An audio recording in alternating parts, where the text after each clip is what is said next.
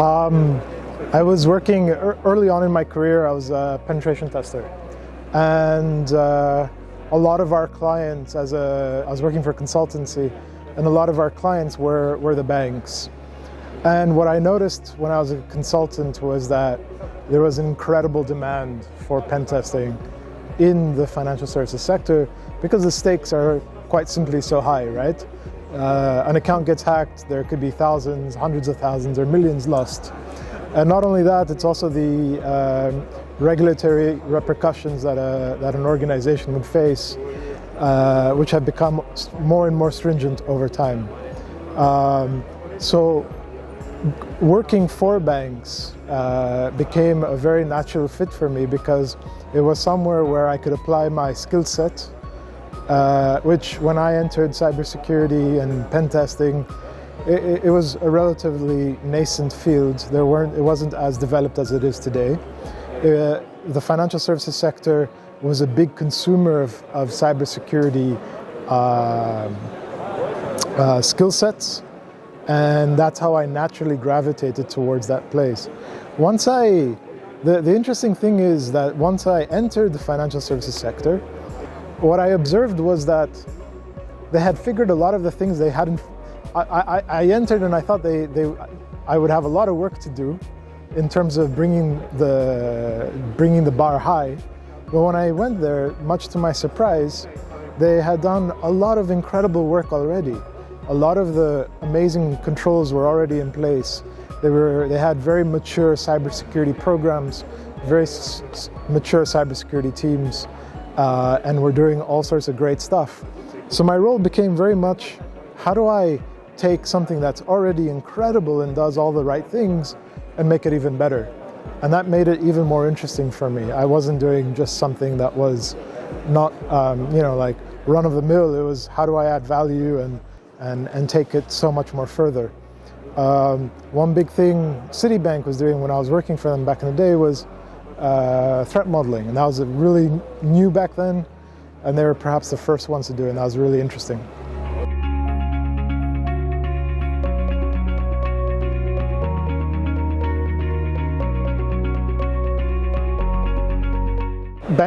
Banks are typically, or financial services institutions are typically organizations that like to innovate. They like to always experiment with the latest and greatest, because quite frankly, they have the funds to do so and the resources to do so. Now, a lot of these emerging technologies do come with their own set of risks, and some of those risks are not always well understood either. So, specifically when it comes down to blockchain, a lot of organizations are right now experimenting with blockchain. They have been for many years now.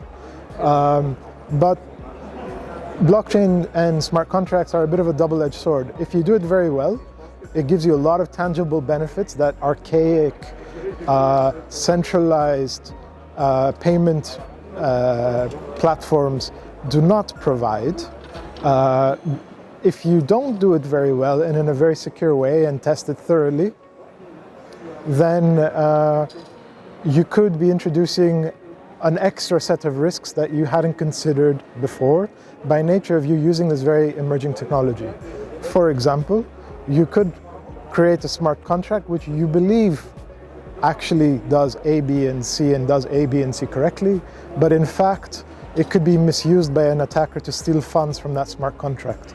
And there have been lots and lots of attacks against smart contracts that were not well audited and not well governed, that resulted in massive losses for investors.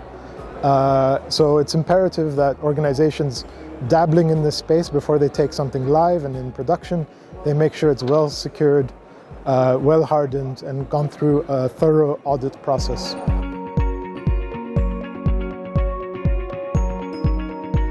So Finvault, basically what we're building is the Citibank of DeFi, and what we're trying to do right now, a lot of people all over the world are getting very little interest on their bank accounts. Like, you have some savings parked on the side, you're getting maybe 0.1 to 0.5%, and in Europe, on euros, you're getting negative yields as well. So you actually have to pay the bank to keep your money there, which is absolutely horrible and horrendous. So in this new and emerging space of blockchain, there's some very cool ways which are not very risky, whereby you can obtain up to 12% yield on your savings. And the way you do that is quite complicated, and it involves a lot of steps. You need to take your money, convert it to crypto, and then put it onto one of these platforms that gives you these high yields. And that's inaccessible for the everyday investor. It's inaccessible for the everyday person who simply wants something that looks and feels like a bank account that they can pay their coffee with and do all those great things with. This is what we're creating at Finvault. We're creating something that's extremely simple, that everyday person can use, that leverages this emerging technology and can give people higher rates of rewards on their bank accounts. And we're doing that in a safe way, in a regulated way, and in a way that we believe will bring tangible benefits to the everyday retail customer and to merchants who choose to use our platform, because what we're also creating is a merchant acceptance layer on top of that will allow customers to pay for stuff in Starbucks or whatever. It's good for the merchant because they get 0% transaction fees, and it's good for the customer because they get some extra rewards when they pay.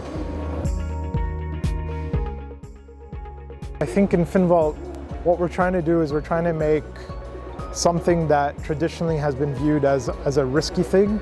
We're trying to de-risk it and make it a lot more easily accessible for the mass consumer, mass investor, and so on and so forth.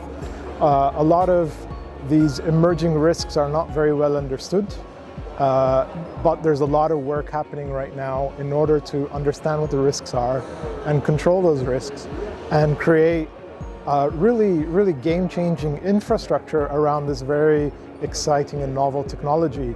And we haven't reached the level of mass adoption yet.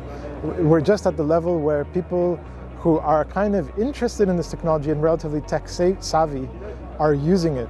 But I believe that once these kinks and these friction points that have prevented mass adoption, namely security, privacy, keeping funds safe, regulation, all of these things are ironed out, that's when mass adoption will happen.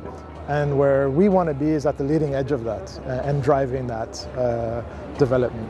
Thanks a lot, Christian. Thank you for your time. For being here and giving us your precious time. Thank you.